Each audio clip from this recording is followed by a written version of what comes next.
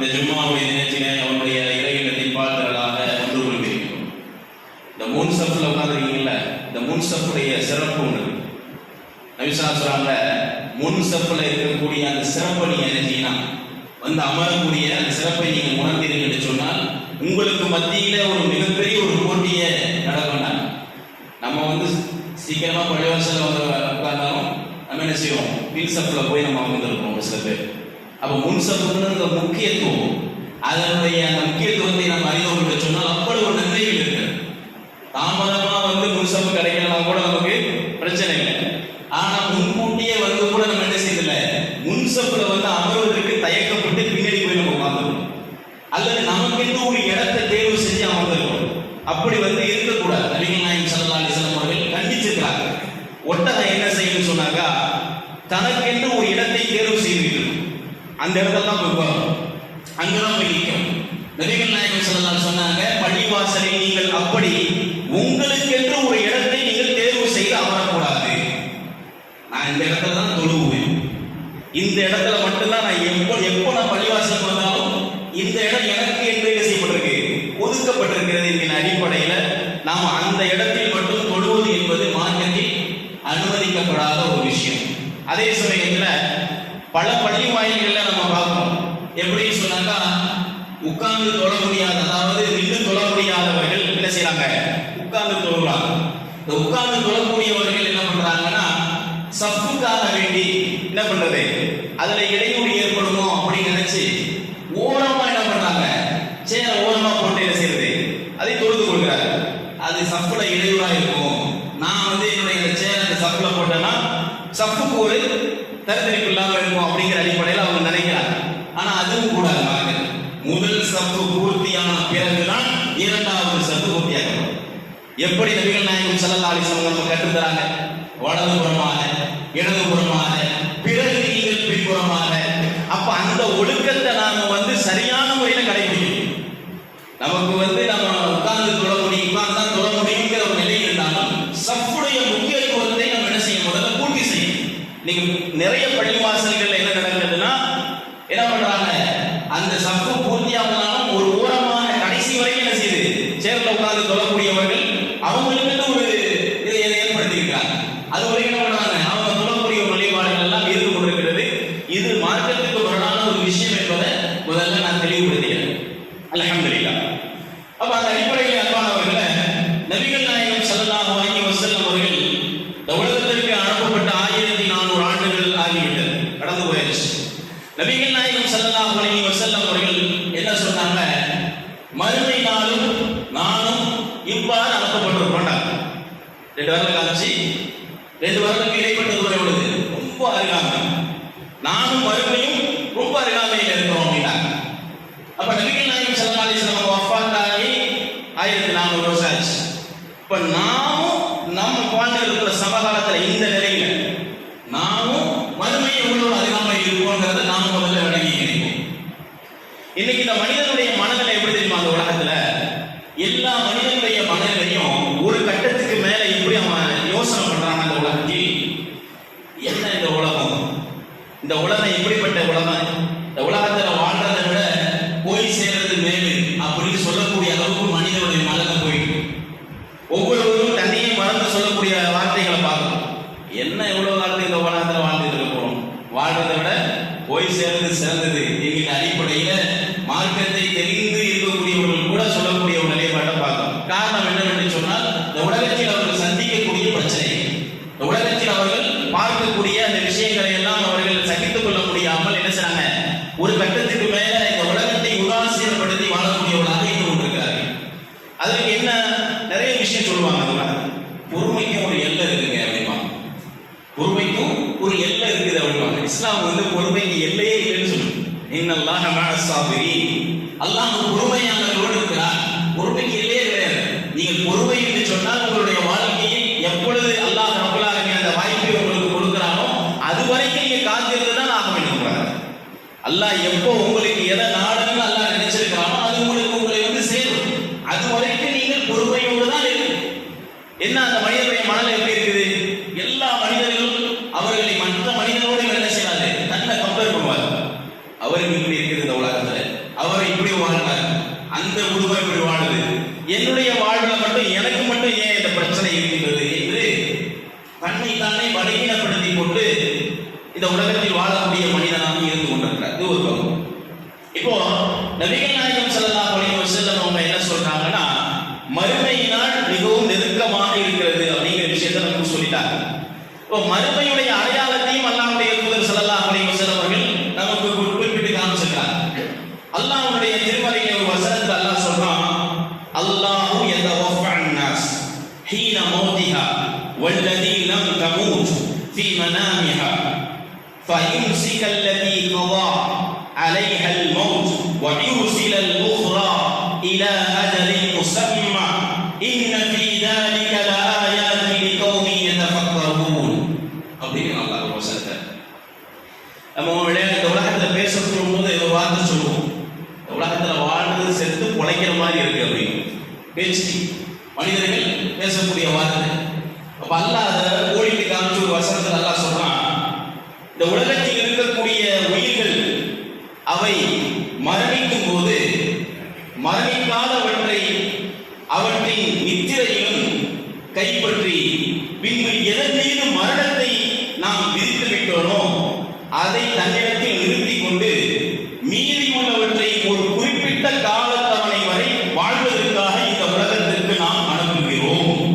சிந்தித்து பார்க்கும் மக்களுக்கு நிச்சயமாக இதில் அத்தாட்சிகள் இருக்கின்றன அப்படிங்கிறான். ஒரே ஒரு வசனங்க. இந்த வசனத்தில் அல்லாஹ் ரப்பல் ஆலமீன் மிகப்பெரிய ஒரு அத்தாட்சியை உள்ளடக்கியிருக்கான். ஏன்னா இது நம்ம சம்பந்தப்பட்ட ஒரு விஷயம், நாம் அன்றாடம் சந்திக்கக்கூடிய ஒரு விஷயம். நாம ஒவ்வொரு நாளும் இரவும் இந்த உலகத்தில் வாழ்ந்து கொண்டிருக்கக்கூடிய எல்லா மனிதனும் உறங்குவது வழக்கம். உறக்கம் இல்லாம வாழ முடியாது. 8 மணி நேரம் படிச்சிருக்கலாம், 10 மணி நேரம் படிச்சிருக்கலாம், ஒரு நாள் கூட படிச்சிருக்கலாம். அதுக்கப்புறம் என்ன செஞ்சீங்க, எப்படியா இருந்தாலும் நீங்கள் உறங்கித்தான் ஆக வேண்டும். அப்ப அல்லாஹ் என்ன சொல்றாங்கன்னா, நீங்க தூங்குறீங்கல்ல, இந்த தூக்கம் என்பது உங்களுக்கு ஒரு மரணம் அப்படிங்கிறாங்க. நீங்க மரணிச்சு போயிருவீங்க. நீங்க தூங்கிட்டீங்கன்னு சொன்னா இந்த உலகத்துல நீங்கள் மரணித்து போய்விடுகிறீர்கள். நீங்கள் தூங்கும் பொழுது எந்த மனிதனுடைய உயிரை அல்லாஹ் ரப்பல் ஆலமீன் கைப்பற்ற நாடுகிறானோ, எந்த உயிரை தன் வசம் கை வைத்துக் கொள்ள அல்லாஹ் நாடுகிறானோ அந்த உயிரை மட்டும் தன் வசம் வைத்துக் கொண்டு மற்ற உயிரை மீண்டும் நம்ம என்ன செஞ்சிடறோம், அவருக்கு அனுப்பிடுறோம். இந்த உலகத்தில் வாழ்வதற்காக வேண்டி, சில காலங்கள் வாழ்வதற்காக வேண்டி அல்லாஹ் சொல்றான். அப்ப நாம இந்த உலகத்தில் ஒவ்வொரு மனிதரும் ஒவ்வொரு நாளும் மரணித்துக் கொண்டுதான் இருக்கிறோம். ஆனால் சில மனிதர்களுடைய மரணம் என்பது நிரந்தரமாக போய்விடுகிறது. நம்ம உயிர் இன்னைக்கு திரும்பி வந்துருச்சு. இன்னைக்கு காலையில நம்ம எந்திரிக்கும் போது அல்லாஹ் என்ன செஞ்சான், நம்ம உயிரை நமக்கு திருப்பி கொடுத்தான். அதனால நம்ம எல்லாரும் என்ன செய்யறோம், இங்கே அமர்ந்து இருக்கின்றோம்.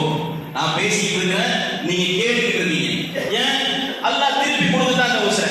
ஏன்னா கொஞ்சம் இந்த உலகத்துல சில கால அவகாசம் நீங்கள் வாழ வேண்டும் என்பதற்காக வேண்டி, நான் வாழ வேண்டும் என்பதற்காக வேண்டி அல்லாஹ் ரப்பல் ஆலமீன் நம்முடைய உயிரை இந்த உலகத்திற்கு அனுப்பியிருக்கின்றான்.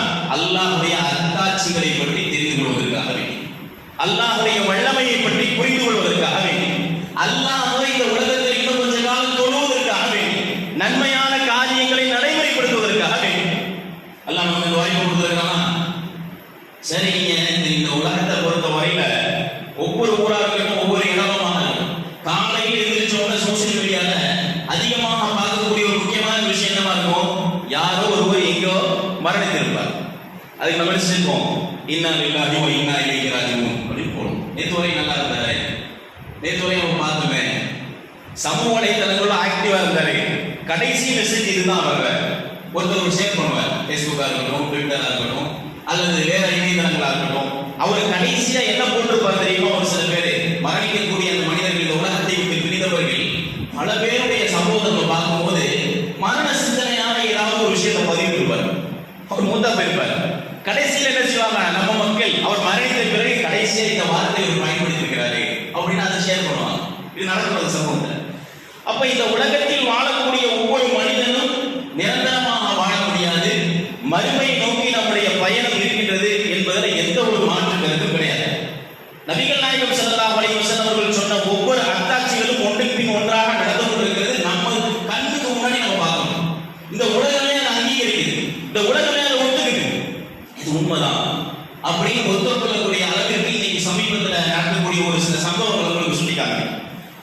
2-3 தினங்களுக்கு முன்பாக ஒரு விஞ்ஞானிகள் ஒரு அறிக்கையை ஒன்று வெளியிடுறாங்க. எப்படிப்பட்ட அறிக்கை அப்படின்னு சொன்னாக்கா, இந்த உலகத்தில் ஆண்களுடைய எண்ணிக்கை குறைய போகிறது அப்படிங்கிற ஒரு அறிக்கை.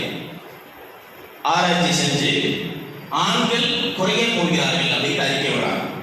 ஏன் அந்த அறிக்கை அவங்க விடுறாங்கன்னா, ஒரு கரு ஃபார்ம் ஆகிறதுக்கு 2 விதமான குரோமோசோம்கள் தேவைப்படுகிறது. ஒன்று Y குரோமோசோம்கள், மற்றொன்று X குரோமோசோம்கள். இந்த குரோமோசோம்கள் இருந்தால் தான் என்ன செய்யும், ஒரு கரு ஃபார்ம் ஆகும். அப்ப இந்த Y குரோமோசோம்கள் அழிந்து போய்விட்டது என்று சொன்னால் ஆண் பிள்ளைகள் பிறப்பது குறைந்து போய்விடும். அப்போ X குரோமோசோம்கள் மட்டும் அதிகமாக இருக்கும் என்று சொன்னால் பெண்கள் அதிகமாக இந்த உலகத்தில் பிறக்கப்படுவார்கள், ஆண்களுடைய எண்ணிக்கை குறைந்து போய்விடும் அப்படின்னு சொல்லிட்டு ஒரு ஆராய்ச்சி பண்றாங்க. இந்த ஆராய்ச்சி பண்றதுல இன்னைக்கு உலகத்தில் இருக்கக்கூடிய ஆண்களுடைய அந்த ஸ்பென் அது குறைந்து கொண்டிருக்கிறது அப்படிங்கிறாங்க. 1500 பேர்கிட்ட எடுக்கக்கூடிய ரிசர்ச்ல சுமார் 100க்கும் மேற்பட்டவர்களுடைய ஸ்பென் மட்டும் தான் ஒரிஜினலா இருக்குது. அது கரு சுமப்பதற்கு தகுதியானதாக இருக்கிறது. மற்றவர்களுடைய என்னது குறைந்து போயிருக்கிறது, அந்த சுமையை சுமப்பதற்கு தயாராக இல்லை, பலகீனமாக இருக்கிறது அப்படிங்கிறாங்க. அப்போ இந்த விஷயத்தை விஞ்ஞானம் என்ன சொல்றதுன்னா, வரக்கூடிய காலகட்டத்தில் பெண் குழந்தைகள் அதிகமாக பிறக்கும், ஆண் குழந்தைகளுடைய எண்ணிக்கை குறைந்து போய்விடும். இந்த Y குரோமோசோம்கள் குறைந்து விட்டுச்சு சொன்னாங்க, ஆண்கள் பிறப்பது என்பது குறைந்து போய்விடும் அப்படிங்கிறாங்க. ஆனா அதுக்கப்புறம் ஒரு கட்டத்துக்கு மேல போய் வேற ஒரு பாலின வரும் அப்படிலாம் சொல்றாங்க. அதுக்கு நம்ம போக வேண்டிய அவசியம் இல்லை. ஆனா இஸ்லாம் என்ன சொல்கிறது, நபிகள் நாயகம் ஸல்லல்லாஹு அலைஹி வஸல்லம் என்ன சொல்றாங்க, மறுமை நாள் வருவதற்கு முன்னதாக ஆண்களுடைய எண்ணிக்கை குறைந்தாங்க. ஆண்களுடைய எண்ணிக்கை குறைந்தாங்க, பெண்களுடைய எண்ணிக்கை அதிகரிக்கின்றாங்க. எப்படி தெரியுமா அதிகரிக்கும், அல்லாஹ்வுடைய தூதர் சொல்லி காமிக்கிறாங்க. ஒவ்வொரு விஷயமும் நிகழ்ந்துட்டு இருக்கு. இன்னைக்கு அல்லாஹ்வுடைய தூதர் சொன்னாங்க, 50 பெண்களுக்கு ஒரு ஆண் நிர்வகிப்பான், ஒரு ஆண் 50 பெண்களை நிர்வகிப்பான். அந்த அளவுக்கு என்ன செய்யும், ஆண்களுடைய எண்ணிக்கை குறைந்து போய் பெண்களுடைய எண்ணிக்கை அதிகரிக்கும் என்று நபிகள் நாயகம் ஸல்லல்லாஹு அலைஹி வஸல்லம் அவர்கள் குறிப்பிட்டு காமிக்கிறார். அதற்கு ஒத்தாற்பண்ண ஒரு சில விஷயங்கள் இன்னைக்கு நடந்து கொண்டிருக்கிறது, பார்க்கணுமா இல்லையா? இன்றைக்கு இப்போ நீங்க பாப்புலேஷனுடைய கணக்கெடுத்தாலும், இந்தியாவுடைய பாப்புலேஷனுடைய கணக்கெடுத்தாலும் பெண்களுடைய எண்ணிக்கை தான் அதிகமா இருக்கு. ஆண்களுடைய எண்ணிக்கை 47%, பெண்களுடைய எண்ணிக்கை 53% இருக்கு. சென்சஸ் ரிப்போர்ட் இருக்கும். இப்ப சமகாலத்தில் வாழக்கூடிய பெண்களுடைய நிலைப்பாடு. அப்போ நபிகள் நாயகம் ஸல்லல்லாஹு அலைஹி வஸல்லம் அவர்கள் சொன்ன ஒவ்வொரு விஷயமும் இந்த உலகத்திலே நடந்து கொண்டிருக்கிறது என்று சொன்னால், இந்த உலகம் எதை நோக்கி பயணித்துக் கொண்டிருக்கிறது என்று சொன்னால் மறுமையை நோக்கி பயணித்துக் கொண்டிருக்கிறது, மல்ஹமாவை நோக்கி பயணித்துக் கொண்டிருக்கிறது. உலகத்தில் நடக்கக்கூடிய ஒவ்வொரு போரையும் பார்க்க உட்கார்ந்து நம்ம எல்லாத்தையும் கவனியும். உலகத்தில் என்ன நடந்துகிட்டு இருக்குது, ஒரு பக்கம் இஸ்ரேலுக்கும் காசாவுக்கும் நடக்கக்கூடிய யுத்தம். அந்த யுத்தம் எப்படி திசை மாறி போயிட்டு இருக்கு பாருங்க. இன்னும் நிறுத்தன பாடு கிடையாது. இதுவரைக்கும் இந்த உலகத்தில் நடந்த யுத்தங்கள்ல ஈராக்குடைய வாரா இருக்கட்டும், சிரியாவுடைய வாரா இருக்கட்டும், இன்னும் பல வாரங்களா இருக்கட்டும், 3 மாசம் 4 மாசம் அவரோட முடிஞ்சிருச்சு. 328 நாள் ஒரு சின்ன கூட்டம்.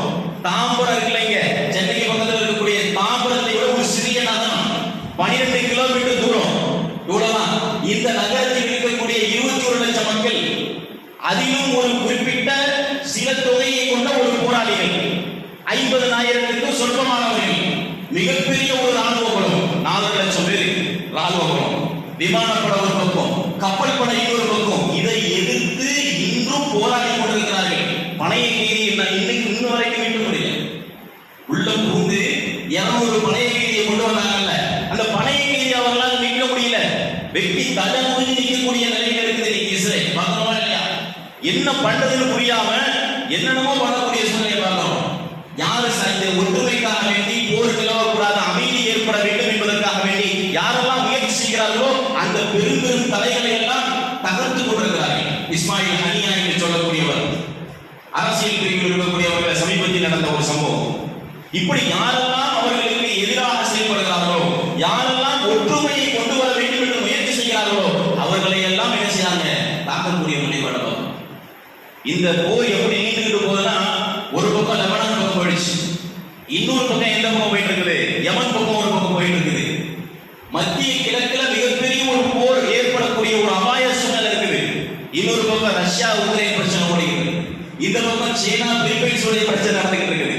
இப்படி உலகம் சுற்றியும் மூன்றாவது உலகப் போரை நோக்கி இந்த உலகம் பயணித்துக் கொண்டிருக்கிறது என்று அச்சப்படக்கூடிய அளவுக்கு கன்ஃபார்ம் பண்ணாங்க. ஓரளவு 90% இந்த உலகம் மூன்றாவது உலகப் போரை நோக்கி சென்று கொண்டிருக்கிறது அப்படிங்கிற விஷயத்தை உறுதிப்படுத்தக்கூடிய வலைதளங்கள் நிகழ்வுகள் எல்லாம் நம்ம பார்த்தோம். அதை நோக்கி தான் பயணிச்சுக்கிட்டு இருக்கோம். இன்னைக்கு என்ன நிலைமை தெரியுமா? காசாவை பொறுத்தவரையில உலகத்துல போலியோ என்ற ஒரு விஷயம் இருந்துச்சு. பிறந்த குழந்தை 10 வயசுக்கு அவங்க அடையிற வரைக்கும் போலியோ சொட்டு மருந்து கொடுப்பாங்க. எல்லாம் நம்மெல்லாம் அதை முடிச்சுதான் வளர்ந்துடும். அந்த போலியோ தாக்கம் ஏற்படாமல் இருப்பதற்காக இந்த போலியோ இன்றைக்கு அந்த காசா மண்ணிலே ஏற்பட்டு விட்டது. எப்படின்னு சொன்னாக்கா, உலகத்தில் இருக்கக்கூடிய ஹெல்த் சென்டர், ரெட் கிரசன்ட் போன்ற பெரும் உதவியாளர்கள் எல்லாம் என்ன சொல்றாங்கன்னு சொன்னாக்கா, இஸ்ரேல் சொல்றாங்க 7 தினங்கள் நீங்க என்ன செய்யுங்க, இந்த போரை நிறுத்திடுங்க. ஏன் என்று சொன்னால் காசாவில் 10 வயதுக்கு உட்பட்ட குழந்தைகள் 3,40,000 குழந்தைகள் இருக்கிறார்கள். எவ்வளவு பேர்? 3,40,000 பேர். இதுல 15,000 குழந்தைகள் இதுவரைக்கும் போலியோவால் பாதிக்கப்பட்டாங்க. மீதம் இருக்கக்கூடிய அந்த குழந்தைகளையாவது நாங்கள் காப்பாற்ற வேண்டும். அவங்களுக்கு மருந்து கொடுக்கணும். நீங்க என்ன செய்ய, அது வரைக்கும் அந்த போரை நிறுத்துகிறாங்க. அதை நிறுத்துவதற்கு தயாராக அழித்துக் கொண்டிருக்கிறார்கள். ஒரு பக்கம் 40,000 மக்கள் இதுவரைக்கும் என்ன செய்யப்பட்டிருக்காங்க, ஷஹீதாக்கப்பட்டிருக்கிறார்கள். 14,000 குழந்தைகள் அந்த மண்ணிலே இதுவரைக்கும் ஷஹீதாக்கப்பட்டிருக்கிறார்கள். கேட்பதற்கு நாதில்லை. எங்கும் ஓட முடியாது. மின்சாரம் இல்லாமல் ஒரு நாள் மின்சாரம் இல்லாமல் நம்மளால இருக்க முடியுதா? ஒரு நாள் சாப்பிடாம உங்களால இருக்க முடியுமா? ஒரு நாள் நம்மளால இருக்க முடியாது. 328 நாட்கள் மின்சாரம் கிடையாது, சாப்பாடு கிடையாது, அடிப்பட்டா காயத்தை ஆற்றக்கூடிய மருந்து கிடையாது. நாங்கள் மரணிப்பதை தவிர வேறு ஒன்றும் கிடையாது என்று மரணத்தை எதிர்நோக்கி வாழ்ந்து கொண்டிருக்கக்கூடிய ஒரு கூட்டம் அந்த உலகத்தில் சமகாலத்தில் வாழ்ந்துகிட்டு சொன்னாக்கா அந்த காசாவுடைய பகுதியில் வாழக்கூடிய மக்கள் ஓட முடியாது. இந்த பக்கம் பார்த்தா எகிப்து பாடுறது, அந்த பக்கம் 4 பக்கம் சுத்தி வளர்த்தா இஸ்ரேல். இப்ப என்ன ஆயிடுச்சுன்னா, இஸ்ரேலுடைய படைகள் ரஃபா பாடு என்பது எகிப்துடைய பாடுக்கும் பாகிஸ்தான், அதாவது காசா பாடல இருக்கக்கூடிய ஒரு இடம், அதையும் என்ன செய்ய முற்றுகையிட்டு நான் என்ன பண்ண மாட்டோம், இந்த இடத்தோடு மௌனம் பண்ணோம் அப்படிங்கிறாங்க. இன்னைக்கு கைரோடு நடக்கக்கூடிய ஒப்பந்த பேச்சுவார்த்தை, ஹமாஸ் இயக்கமும் இஸ்ரேலுக்கும் மத்தியில் ஒப்பந்த பேச்சுவார்த்தை நடக்க போகுது. இதுக்கு எதுக்கு ஒத்துவர மாட்டேங்குது இஸ்ரேல்? என்னன்னு சொன்னாங்க, ரஃபா பாடலிருந்து எங்களுடைய ராணுவ படையை நாங்கள் அகற்றுவதற்கு தயாராக இல்லை. ஒண்ணு யூரோடைய படையை கொண்டு இருக்குங்க, இல்ல யூரோப்புடைய படையை கொண்டு இருக்குங்க. ஆனா இந்த இடத்தை மீண்டும் நாங்கள் ஹமாஸுக்கு கொடுக்க மாட்டோம் என்கிற விஷயத்தை உறுதியாக்குறாங்க. அதனால என்ன செய்ய முடியல, சிக்னேச்சர் ஆகாத ஒரு நிலைப்பாட்டில் கைரோடைய ஒப்பந்தம் ஒரு பக்கம் போயிட்டு. இப்படியெல்லாம் இந்த உலகத்தில் நடக்கக்கூடிய சம்பவங்கள் எதை நோக்கி நான் இந்த உலகம் நகர்ந்து கொண்டிருக்கிறது என்பதை நமக்கு தெளிவான முறையில் தெரிகிறது. இந்த உலகம் ஒரு அழிவு பாதையை நோக்கி சென்று கொண்டிருக்கிறது. என்று வேண்டுமானாலும் எது வேண்டுமானாலும் நடக்கலாம். அப்படிப்பட்ட ஒரு சூழலில் இந்த உலகத்தில் இருக்கக்கூடிய மனிதர்கள் எதிர்பார்க்கக்கூடிய சட்டத்திட்டங்கள், இந்த சட்டத்திட்டங்கள் இருந்தால் இதுதான் சிறந்தது என்று சொல்லக்கூடிய அளவிற்கு மாற்று மத ஆட்சியாளர்கள் இஸ்லாத்துடைய சட்டத்திட்டத்தை எடுத்து நீங்க பேசக்கூடிய நிலைப்பாடு. மேற்கு வங்கத்துடைய முதலமைச்சர் மம்தா பானர்ஜி என்ன தெரியுமா சொல்றாங்க, இன்னைக்கு அங்க நடந்த ஒரு சம்பவம் உங்களுக்கு தெரியும். மருத்துவ மாணவி நடந்த மிகப்பெரிய ஒரு படுகொலை சம்பவம், மிகப்பெரிய ஒரு துரோகம். அந்த சம்பவத்துக்கு அவங்க என்ன சொல்றாங்கன்னா, இந்தியாவில் சட்ட திருத்தம் கொண்டு வரப்பட வேண்டும், யார் ஒருவர் தவறு செய்கிறாரோ அவரை தண்டிக்க வேண்டும், 10 தினங்களுக்குள் அவரை தண்டித்து விட வேண்டும். அப்படிப்பட்ட ஒரு சட்ட திட்டத்தை நீங்க என்ன செய்யணும், இந்தியாவில் கொண்டு வரணுங்கிறாங்க. இஸ்லாம் அதான் சொல்லுது, ஒரு மனிதர் பாதிக்கப்பட்டால் எந்த அளவுக்கு அவர் பாதிக்கப்படுகிறாரோ அந்த அளவுக்கு யாரால் பாதிக்கப்பட்டாரோ அவருக்கு தண்டனை கொடுக்க வேண்டும் என்று இஸ்லாமிய மார்க்கம் சொல்லுது. கண்ணுக்கு கண்ணு, கைக்கு கை, உடனே இஸ்லாமிய மார்க்கம் நடைமுறைப்படும். எங்க தண்டனைகள் கடுமையாகின்றதோ அங்குதான் குற்றங்கள் குறையும். ஏன்னா மகாத்மா காந்தி அவர் சொல்லும்போது என்ன சொன்னாங்க, உமருடைய ஆட்சியை தான் இந்தியாவுக்கே நான் என்ன செய்யறேன், நான் இந்தியாவில் உமருடைய ஆட்சியை நடைமுறைப்படுத்த வேண்டும் என்று நான் நினைக்கின்றேன். இந்த விஷயத்தை எல்லாம் சொல்லக்கூடிய அளவிற்கு இந்த உலகம் இஸ்லாத்தை காட்டி இஸ்லாமிய அடிப்படையில் வாழ வேண்டும் என்று இந்த உலகம் ஆசைப்படக்கூடிய ஒரு நிலையில இன்னைக்கு இந்த உலகம் நடந்து கொண்டிருக்கிறது. அப்போ மறுமை என்கின்ற ஒரு விஷயம் நமக்கு மிக அருகாமையில் இருக்கிறது என்று சொன்னால் அந்த மறுமை நாளுக்காக வேண்டி நாம் நம்மை எப்படி தயார்படுத்திக் கொண்டிருக்கிறோம். மறுமைக்காக வேண்டி நம்ம என்ன தயார் செஞ்சு வச்சிருக்கோம்? நம்முடைய தொழுகை எப்படி இருக்குது, நம்முடைய இபாதத்துகள் எப்படி இருக்குது, நம்முடைய நன்மையான காரியங்கள் எப்படி இருக்கிறது, நம்முடைய அன்றாட வாழ்க்கை எப்படி இருக்கிறது, இதை நாம் சுய பரிசோதனை செய்து கொள்ள வேண்டும். இன்னைக்கு நாம் எல்லாம் ஃபஜ்ருடைய தொழுதோமா?